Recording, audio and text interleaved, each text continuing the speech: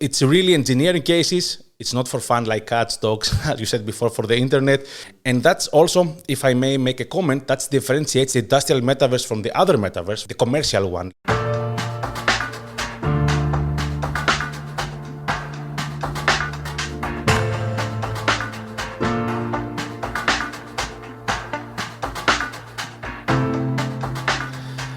Welcome to a brand new episode of our podcast, Human&AI, Mind, Machines, and the Gradient Descent. Thanks for tuning in to our geeky podcast to discuss the fascinating field of AI and machine learning, corporate craziness, passion for technology, and the role of humans. We are Uli and Abri, your hosts for this episode. Yeah, we are, right? Are we? So we for this episode, let's restart again with a topic which we had previously, right? About talking about simulation. We talked about digital twin previously, right? And currently there's also somehow a bit of a buzz of an extension of it, is it? I know exactly what you're talking about. The metaverse, right? Quite some hype around it right now. Yeah, especially if you look at crazy consultings, right? They say like you can generate up to 5 trillion in value by 2030. How crazy is that? I guess we should have a talk exactly a bit on the potential and the role maybe also of AI in this, whatever the metaverse is about, right? 5 trillion? That's a terrific number. We should absolutely do that. And guess what? We actually have just the right person here today to dive in with us on this topic. What a coincidence. So let me introduce you to Theo Papadopoulos, mechanical engineer with over 15 years of experience in research and development in the field of simulation and digital twin. He holds the esteemed title of program manager for the company core technology simulation and digital twin, and he is the industrial metaverse evangelist. With an insatiable passion for innovation, he has collaborated with departments from all across the organization, filed over 10 patents, and has been driving initiatives to amplify the visibility of the industrial metaverse. Today, we will explore the role of AI in simulation, the potential the industrial metaverse holds, and how it intersects with major trends while addressing risks and fostering collaboration for a successful future. We're excited and hope you are too, so let's kick off the episode right now. Boom. And Theo, let's start the show with a more uncommon question.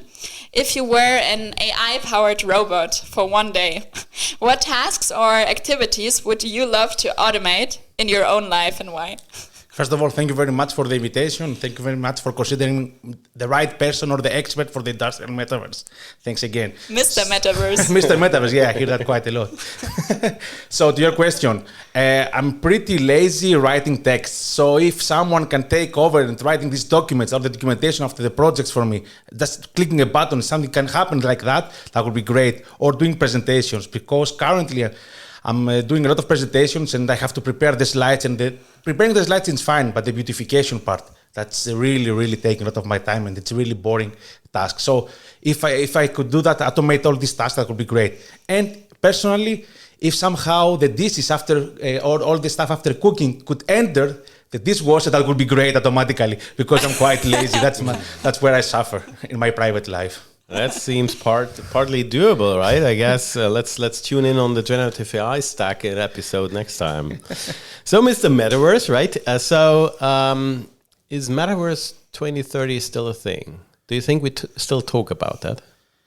It depends in which metaverse you are referring to. So, because here we have to differentiate between different areas. If we speak about metaverse that Meta evangelize, it's a big question mark there. But if we speak about the industry part, I believe, yes. Metaverse is here to stay, still a vision, industrial metaverse, but it's here to stay. And I will still believe we will see a more mature also towards that date you say, because as I said, still a vision, it takes some time to develop all the necessary components. And I think 2030 will be there at the established version where it will be still a daily word in our work life. And I think we should already pinpoint a date right now for 2030 where we will record a follow-up on this, and then that's a deal. That's a deal. That's right. So, but took aside. So, if you dive a bit more deeper in the specs, what the essence of an industrial metaverse? What is this about for all the audience out there? So let me start. As I said before, it's still a vision, but for us, it's an evolution and not a revolution. What does it mean? It's an evolution of what we are doing today. We as a Siemens, what we are doing is merging the real and the digital world, and the industrial metaverse will bring some new characteristics, some new facts, like the immersiveness, the collaboration, the real-time collaboration that we don't have still today, and the interaction, the faster interaction between the different stakeholders.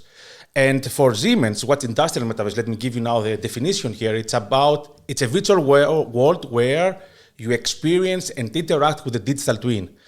So the digital twin is a key building block there. And how you do that? By visualizing the digital twin and gaining insights in photorealistic environments, or by interacting with others real-time, doing changes, getting real-time feedback for your actions, simulating, predicting continuously the performance of a product or a process, and finally closing the loop with the real-world data and have a synchronization between the virtual world and the real world.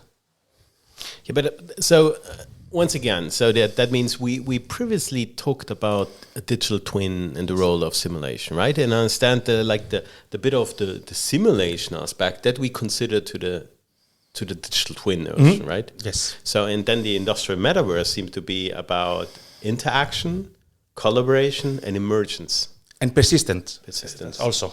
Okay. Can you detangle these a bit more specific, these concepts? Yes. So in the digital twin, we have, let's say we design a new product. We have the geometry on your computer. We have the 3D sketch or the 3D design, but we don't have still the context in the real environment, how it's going to look like when it's going to be later. So we don't have this immersiveness factor, this real context. Or if we go to the interaction, we have now solvers in the engineering world, but they are not fast. So we need faster solvers which can give us instant feedback. So we change a parameter, we get feedback. That's how it's going to influence your design, so you can take faster decisions and explore bigger design fields of design. And persistence, so the data are not lost. So it enriches over the time, continuously stays synchronous and always fed with data both from engineering side and operation side, and evolves over the time. So that's the difference aspect from the digital twin. So it's these characteristics, these new features there that we have. And also the industrial metaverse comprise more technologies. Digital twin is one of them, but we combine this digital twin with other key technologies like connectivity, like AI, of course, and machine learning, which are key part there. That's why we are talking about later, I assume. Yeah, for sure. It's blockchain, cybersecurity, because now we move to virtual world, so we have this trust, how we exchange digital assets between the companies. And user experience also. That's also a new aspect now, because the industrial metaverse is a more user-centric experience than the digital twins, where we have more task-oriented tools.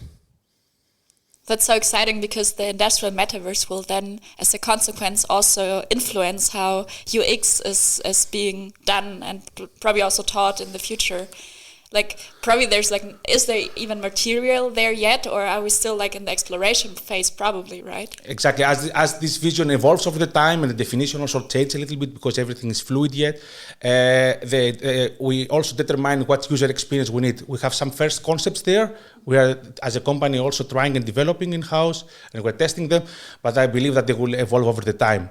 And as I said, now, having the person in the center of our design of our tools in the future, we can drive the democratization of the tools. So we can simplify the use and the extraction of information from broader base of people out there. Yeah, and that will be crucial, because I just learned recently, we have 5 generations within Siemens. So how can you make the metaverse or the industrial metaverse accessible to all the different generations within the company, and then UX will play a crucial role. Exactly. That's one major challenge, how we can include as many persons as we can, if possible everyone, because also you have to consider people with disabilities. We don't have to leave them outside. I mean, people that have color blindness, for example, we speak about photorealistic environments, but how we can engage them in this new world that is coming in this, or people with hearing problems, how we can enable them to have this immersiveness, this better user experience. That's some of the concepts that we are also, thank God, we have this UX department in Siemens, and we're experimenting there, exploring these new fields. That's a very, very important topic. You just laid the foundation basically and explained to us what the industrial metaverse means, or what's the definition, or how we understand it.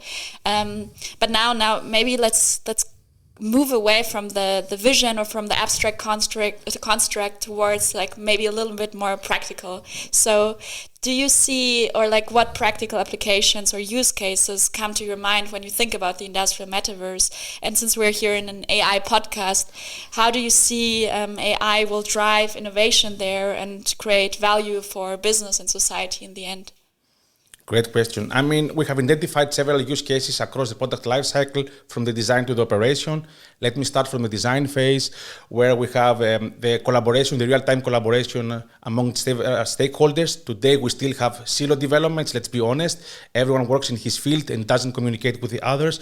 We hope that with the industrial metaverse, these silos will break finally, and we have real-time exchange, data exchange, and also the interactivity. So as I said before, testing more designs faster. And when it comes to the concept phase, in the immersiveness part, here we need experts in the industry to design the scenes, but we don't have artists. I mean, I would be shocked if a company has an artist. Okay, let's exclude automotive, because that's like BMW or Mercedes, which are part of there, but I don't think that Siemens will have an artist who is going to design a 3D scene. And I believe there, for example, AI can help us democratize the generation of 3D scenes of the context, for example, plants, environment. We can do that faster. Or when we speak for simulations later, we can speed up the simulations. We can go later to details about this part. And to the next phase, if we go to virtual testing, where we can use these photorealistic environments to generate static data, train models, and then use them in the real world. One example here is, imagine that we're building a factory and we have AGVs running around the factory later, or robots performing tasks. We can train all these components before even building the factory. So we don't have now to build it. We have the photorealistic environment, build it, and be productive from the first day being there in the factory. Moving there to the operation phase, augmented information to the operators, bringing some more information, supporting him with copilots, taking decisions. So an AI here can help us create these assistants, and bringing the knowledge from different sources, help the operator take better decisions. Even going, to recyclability. Just predicting the last phase, but we have to consider very early. So AI can help us. Is going to be recyclable? How are we going to assemble that or not? So all this stuff can help us create added value for our customers and for the society. Just to name a few examples. I can speak hours about the use case. I'm very passionate about the topic. So that means creating an industrial metaverse is super easy. Fast forward, right? So is there an SDK hanging around there for building that? So, but in joke aside, so what kind of risk or what kind of challenges do you see, when starting on the industrial metaverse journey, right? And how do we make sure that these kinds of aspects have a positive impact, right? Do you see any risk? Is that many risks? It's not easy. It's not a piece of cake. If it was, we have already out there the first version. But as I said, it's still a vision. So have some fragments.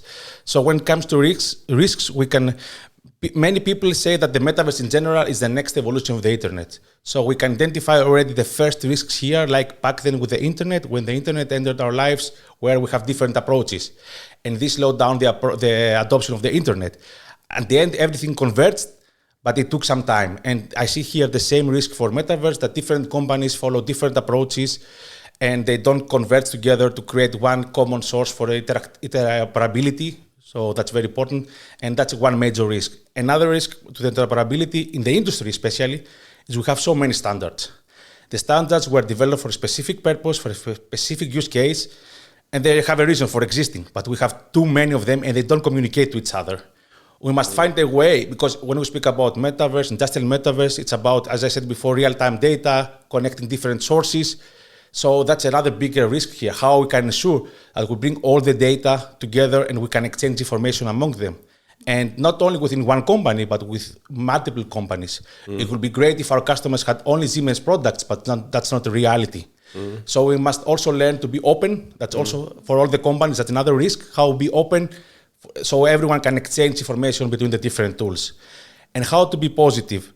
In the industry, because everything is driven by customer value, I don't see bigger threats there, for example, like privacy issues or something like that, because they're already handled, or how the data are exchanged. There I see a bigger risk only in IP rights, how we exchange and we protect ourselves. Still not solution there. Several concepts under development, but there I see also risk, how we can ensure that the IP is protected, I have heard many solutions like NFTs, for example, but NFTs can be copied. NFTs just ensure who the owner is, not that you cannot copy, for example, a design. And that's some of the risk also there coming with the metaverse. But I'm optimistic that because everything is value driven and from the customers, that we can easily avoid the negative aspects.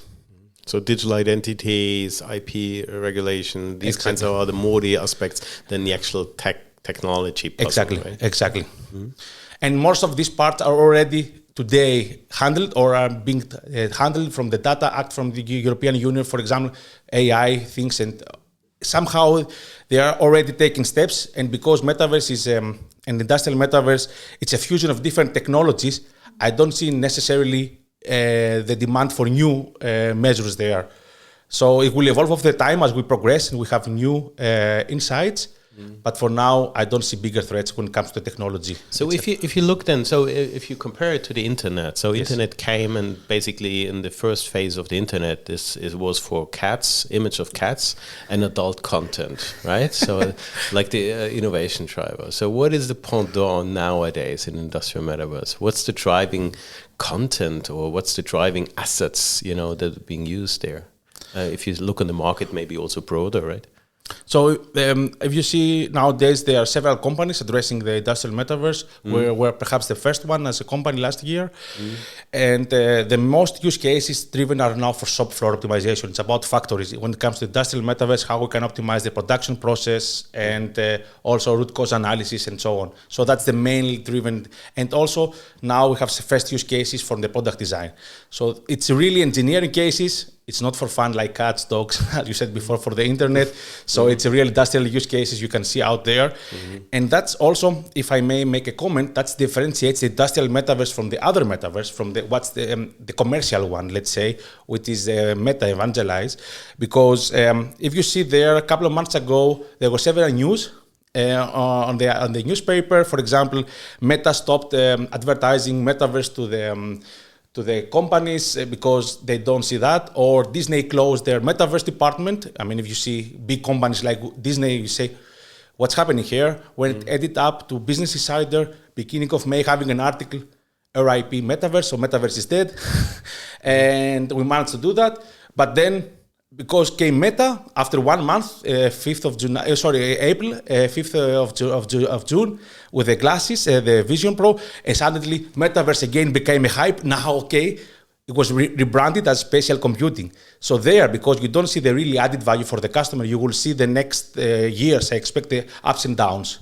But for the industrial metaverse, because we're trying to solve real world problems like faster product design, better production, saving resources, I see that we will see faster adoption there over the next months and years to come. But there are parallels to the gaming industry, right? Yes. So because I guess that's a good pulse check from your metaverse versus industrial metaverse. Obviously, there is a difference, and obviously also in value and business value creation. But the gaming industry seems to be a great pulse check for whether the concept of a metaverse, interactive, immersive, collaborative, real time, right, is working, right? Is that exactly? You can see that, as you said, that's a perfect example for the gaming industry, and by far the biggest one. We cannot compete.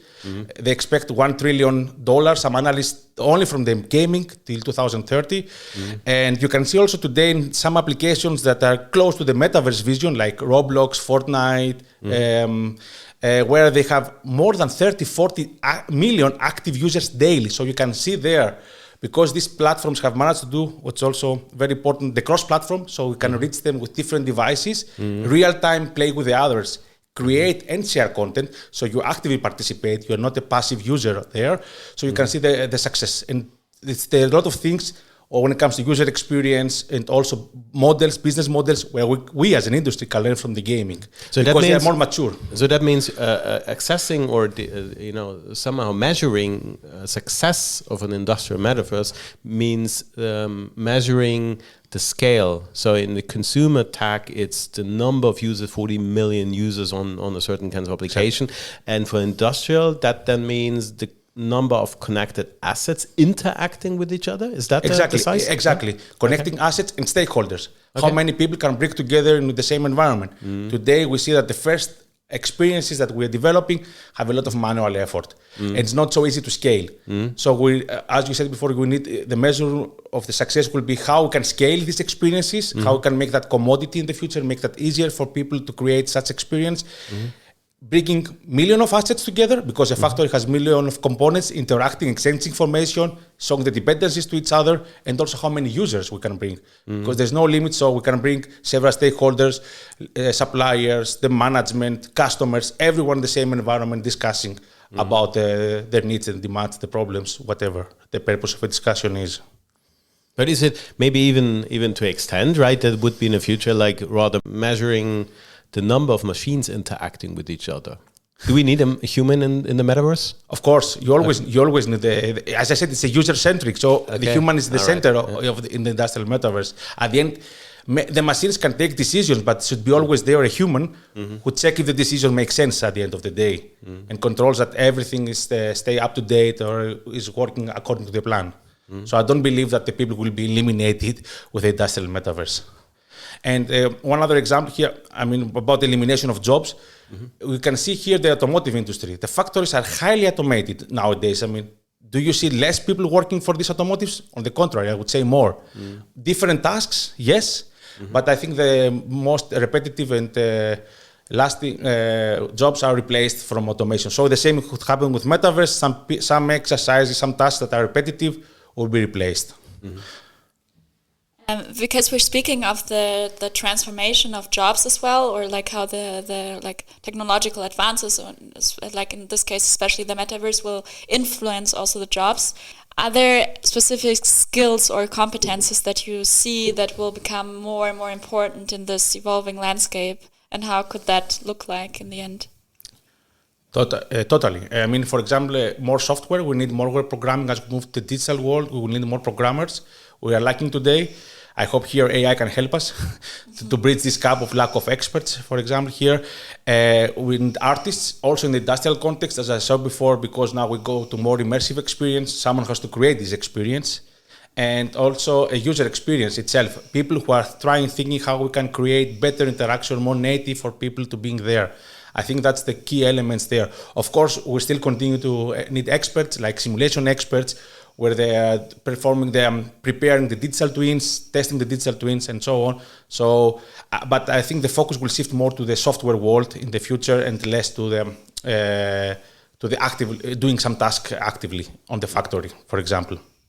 So that means from shaping and designing products to actually shaping and designing experiences that we have. Exactly. That's super interesting. So we will have product experience people on the shop floors maybe in the future.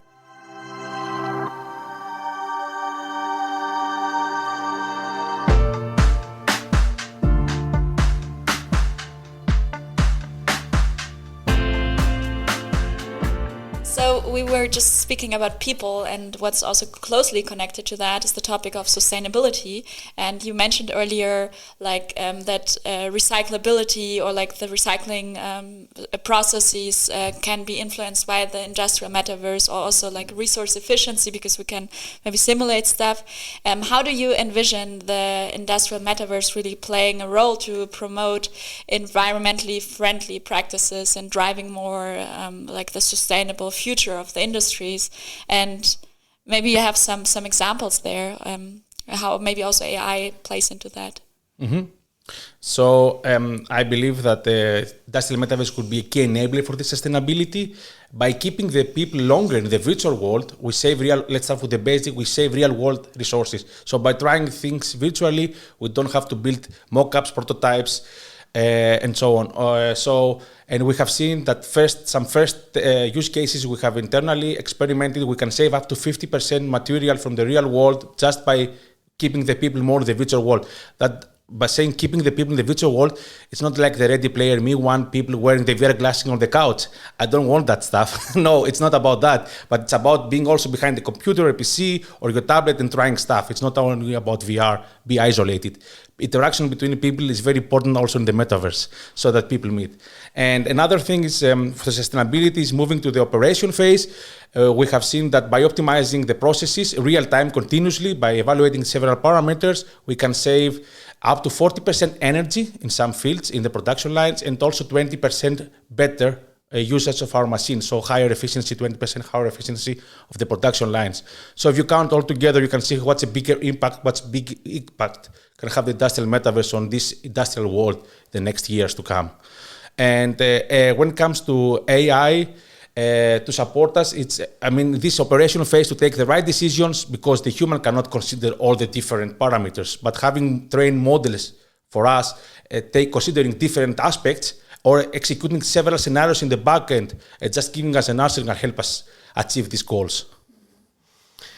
So let's double click, as someone would say, right, on a bit of the industrial metaverse. Let's say if we look in this box of what is perceived as industrial metaverse, then it is composed of different technologies, and AI, IT, blockchain, and blah blah blah, stuff like that. Can you help us a bit of structuring?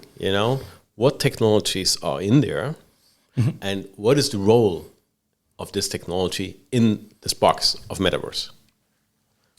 Let me start first with the digital twin. As I said, it's a key building block, creating the replicas, the virtual representation of the different objects in the virtual world. Then AI, of course. AI helps us many aspects, speeding up simulations, taking decision, assistance, training models. So it's a lot of fields there where it's applied. Then we have connectivity and edge. Connectivity is how we can transfer this vast amount of data real time from the factory to the cloud, where we will shift all the activities in the future. How we can realize that? Because we need very fast speed. We are not there yet where we want. We want even faster networks there. Edge, how we can take decisions directly on the machine, on the factory. That's also very important there. Moving now to the blockchain and cybersecurity. Blockchain is how we can exchange different assets trusted. How can I trust what I'm buying it's original, for example, or smart contracts there. And cybersecurity is how I can ensure, because we move more and more to the virtual world, that the factories are not threat from cyber attacks, and that the models are not, that we exchange, are not manipulated, and they're performing what they actually were intended to. So that's another aspect. And then it's user experience.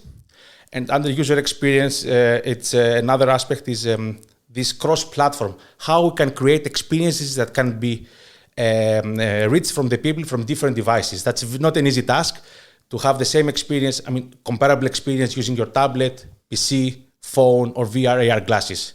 Because for industrial metaverse, VR AR is just another entry level in this world, but not a must. That's also another difference. So that's the key technologies there that we need for the industrial metaverse and their role there. But we have to combine all of them, as you see. It's not that one, that's a digital twin, or just AI, or the combination of these two can bring the industrial metaverse. We need all the others also.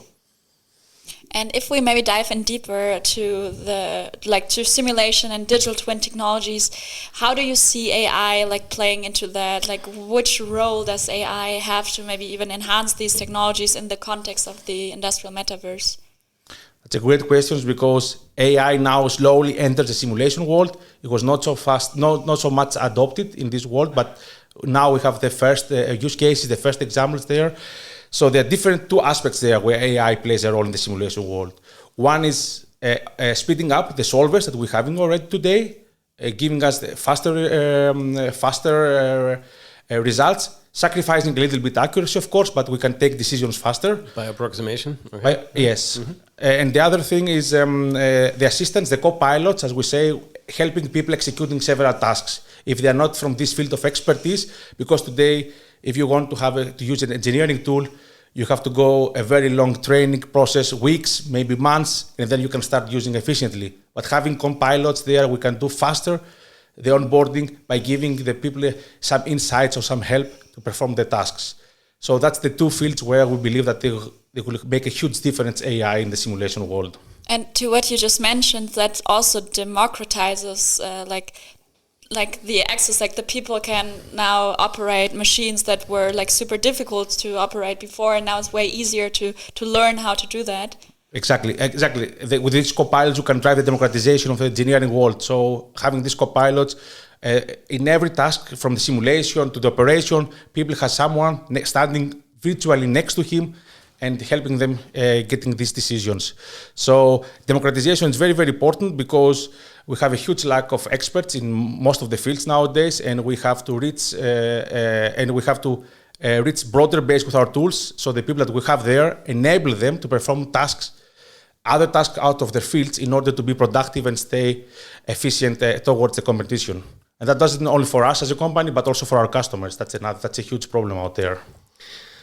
Though it seems to be a metaverse like a really large thing, right? So, yes. And we are somehow in a world where fast is the new large, right? So how do we get faster, right? On the one side, how do we, how do we thrive ecosystem play in that? And it seems to be the core of a metaverse notion, because you need to talk and exchange with other partners. So how do you cultivate such an innovation ecosystem or innovation scenario, partnerships, let's say, or trusted partnerships in a way in order to fuel and accelerate the metaverse notion? That's a very valid point, because also we as a company believe that no one can realize industrial metaverse alone. We need partnerships. And because of that, I think that we have already seen some partnerships there establishing there on the market. People have seen that everyone has bring its own strength in order to realize that.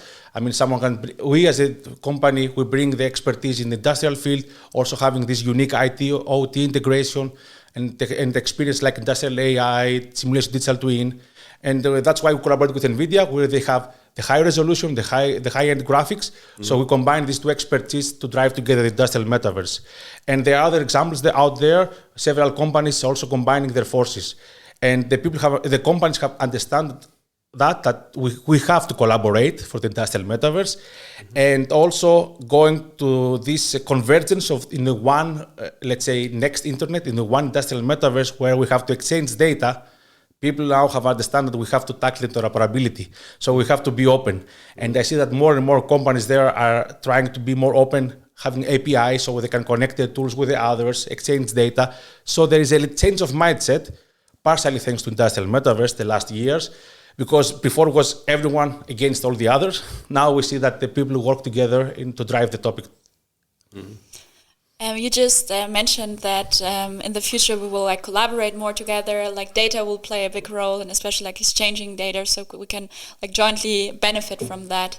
And now maybe a more critical question: do you see any data privacy issues in the future, or how will we deal with that? We now share the data, whose data is it, or will the companies even be open to do that in the end? Because then maybe they cannibalize on their own profits in the end. I think we have tackled a little bit this problem with the cloud transition, where slowly the companies now are ready that the data are leaving their premises, so moving somewhere where they don't know where it is with the cloud. And because we have this exchange already with this between the companies, let's say the hyperscalers where we send the data and the companies, people have changing the mindset in order to changing data. Still, I said we have to overcome some issues like the IP protection and the trustedness. So we still have a lot of work to do there to be secure when we exchange digital assets, but I don't see big issue. So far, and as I said before, especially in Europe, European Union Commission already takes the measures towards that direction to different technologies to be regulated there. I don't say that it's the best or bad, and don't want to comment the content of these regulations, but there are some actions there to be regulated. And because it's a combination, as I will say once again, of different technologies, we don't need explicitly new measures there. They will be also from the market indicated there, from the industry. And if we take that one step further, because you also said like the metaverse or the industrial metaverse is very user-centric, so there will be a lot of like people also in that. And now everything will be digital, so I have a digital footprint everywhere. What about like the data privacy of the individuals that are part of the industrial metaverse? Do you see any issues there? I mean, that's part also in Europe, that's part for at least of the Data Act. So the Privacy Act also there, so how the private data are used. But we have to understand that we need also this data in order to create better experience. So we have to know where people are watching or what they are doing, where they're performing a task in order to be able to get insights and design better products, better experiences. So we must find the compromise there, where it's our privacy and where it creates added value, the private data. I don't want the data to create advertisements like some other companies, don't want to name them, but we need some insights to have better tools there also and experiences. And do you see any cultural differences? Like, I don't know, here in Germany? No. But in terms of the maturity, we're talking about, that API-centric, connectivity, then shop floor connectivity established, right? If you look now on the companies in this space, are they mature enough in embracing that at scale already? How do you see maybe Europe's, maturity level? If it's 1 to 4, where do you see Europe or China or US or, overall? Can you depict that? And second question on it, if a company now wants to get started, what is the first step they should do? Contact us, of course. Okay. Yeah, but no. No advertisement. No, but always depends on the size of the company. Okay. So we can see for the time being that the big corporates and some startups are more open to enter this world and collaborate because they are not afraid they don't have this fear. But the other field, we have this small, medium enterprises, which they still struggle with the digital transformation themselves. So the metaverse is not priority for them. So they have first to tackle the digital transformation and then they will start talking. And I see there also there is a lack of expertise because we need simulation experts. Not all the companies have simulation departments or AI experts. So we need also here some time for these small and medium enterprises to have the shift. And when you come to the openness, to collaborate, I believe that in Germany, the people are more conservative when it comes to collaboration when compared to the US or the China market. China is everything available there. But when we go to the US, people are more open there for collaboration compared to Europe, and especially Germany, where, as I said before, we are a little bit conservative here. But do you think we can change that? Like that the people become more open or like gain more trust into what we do as well? As we proceed with this metaverse vision and we see the added value, can show some examples more tangible as we are doing now. We did some, for example, with Freyr, the collaboration, the battery manufacturer, and the people see more tangible results. What's the real impact? It's not just slides that we are talking about, but the implementation has an added value for your company. And I believe that over the years, these companies will be convinced and they will be more open for this transition. But we have to do also our homework from our side. So if you look ahead a bit and there is a lot of the speed of innovation also in the field of AI, super exciting, right? Are there certain kinds of trends or things in AI which gets you excited? And where do you see already maybe in the future a great potential to be fueling towards digital twin and metaverse universe?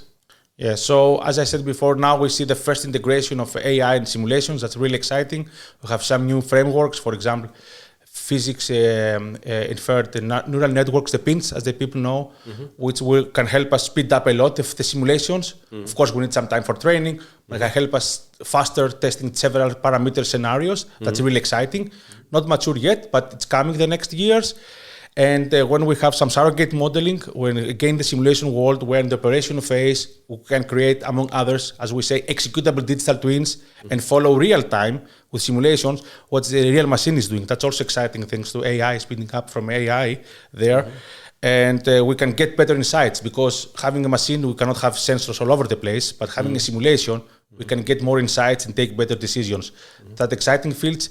And also, what's also exciting is ChatGPT and all these technologies that people are speaking around, because exactly this technology can enable us to create the copilots. So by using and leveraging our existing knowledge from the experts that are going to retire, so we can capture the knowledge today, We can create co-pilots, assistants, digital companions, how you name it, for the future generations. So that's also very exciting for me. And also can create finally presentations on the fly without having to do myself. And the dishwashers, maybe. Not yet.